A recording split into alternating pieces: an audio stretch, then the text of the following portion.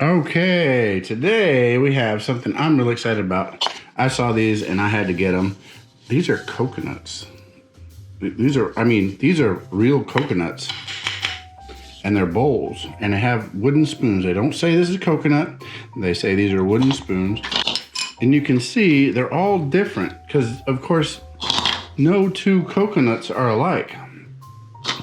It comes with 4 bowls with the X in the bottom. Don't know why. Well, I think I do know why. The name of the company is unpronounceable, but I will spell it for you. Xaxamayvn. So maybe the X is for them.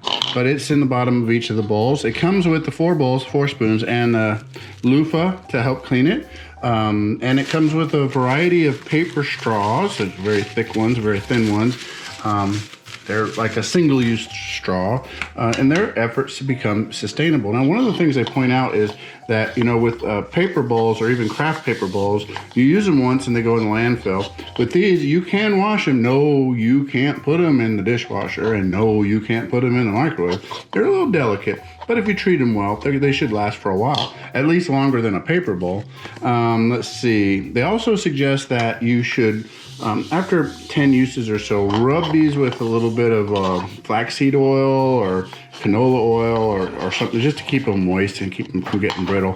We have prepared tonight chicken tikka masala and some rice. We're going to put those in there and let you see what they look like.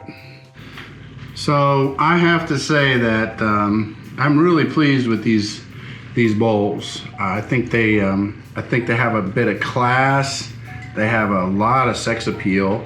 The presentation is just beautiful in this, and they work. I mean, they're bowls. They hold rice and chicken, apparently. I really, really like these. I think you will too. Thank you for watching.